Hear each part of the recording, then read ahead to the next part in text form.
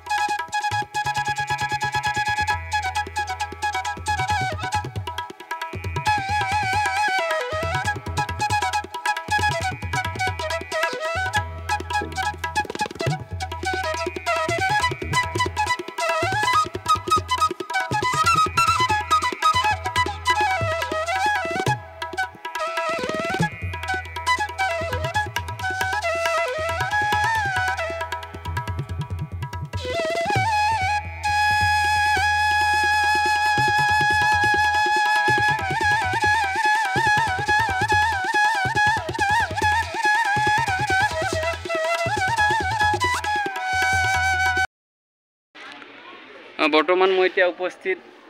শ্ৰী শ্ৰী কল্যাণী দেৱালয় মোৰ ওচৰত আছে বৰ্তমান এজন পুৰোহিত মই তেখেতৰ পৰা জানিব বিচাৰিম যে এই থানটো কেনেকৈ কি হ'ল ক'ৰ পৰা উৎপত্তি হ'ল অকণমান ইয়াৰ বিষয়ে জনাব আজি সেই ভক্তই আজি সেই নতুন বছৰ আহি নৱবৰ্ষত আহি পেলাই আপোনাৰ ওচৰত শ্ৰী শ্ৰী মা কল্যাণী মন্দিৰ প্ৰাংগণত আহি তেওঁলোকে আজি এটা মন্দিৰৰ বিষয় নহয় জানো মন্দিৰৰ বিষয়ে দুআষাৰ তেওঁলোকে জানিব বিচাৰিছে আৰু মই আপোনাৰ সেই ভক্তসকলো ভক্ত হিচাপেও তেওঁলোকে আহি মা চৰণত আহি তেওঁলোকে দৰ্শনো কৰিছেই গতিকে এই শক্তিপীঠ মন্দিৰ 1200 শতিকাৰ পৰা এই মন্দিৰ স্বৰ্গদেউ শিৱসিংহ স্বৰ্গদেউ গদাধৰ সিংহৰ দিনৰ পৰা এই মন্দিৰ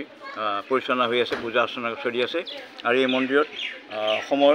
বা উত্তৰ পূৰ্বাঞ্চলৰ পৰা বহুত দূৰ দূৰণিৰ পৰা ভক্তপ্ৰাণ ৰাইজ আহি মাৰ চৰণত আহি তেওঁলোকে উপস্থিত হয় আৰু মাৰ আশীষ বিচাৰি আহি তেওঁলোকে ভোগ অৰ্চন কৰি আৰু তেওঁলোকৰ যি মনৰ কামনা আছে সেই কামনাবিলাক পূৰ্ণ হয় আৰু তেওঁলোকৰ মনৰ আশা আকাংক্ষাবিলাক পূৰ্ণ হ'বৰ কাৰণে এই পবিত্ৰ তীৰ্থভূমিত আহি মাৰ চৰণত আহি তেওঁলোকে দৰ্শন কৰে আৰু এই মন্দিৰ বলি বিধান হয় আমাৰ এই বলি বিধানৰ প্ৰথা চলি আছে ছাগলী বলি হয় হাঁহ বলি পাৰ বলি আৰু মৌ বলিও হয় আমাৰ ইয়াত উৎসৱ হয় কালী পূজা শ্ৰী শ্ৰী দক্ষিণা কালিকা দেৱৰ পূজা অৰ্চন হয় আৰু দুৰ্গা মাৰ পূজা অৰ্চন কৰা হয় আৰু দুৰ্গা মাৰ পূজাতেই মহা অষ্টমী তিথিত মৌ বুলি হয় আৰু সেই যথেষ্ট ভক্তপ্ৰাণ ৰাইজে আহি ইয়াত উপস্থিত হয় আৰু যথেষ্ট ভিৰ পৰিলক্ষিত দেখা যায় এই মন্দিৰৰ বাবে ঠিক আছে জানিব পাই খুব নথৈ আনন্দিত হ'লোঁ তেখেতক ধন্যবাদ মানিছোঁ ধন্যবাদ ঠিক আছে বাৰু ঠিক আছে আপোনাৰ চেনেলকো মই আন্তৰিকতা নতুন বছৰৰ আন্তৰিকতা অভিনন্দন জ্ঞাপন কৰোঁ ঠিক আছে ধন্যবাদ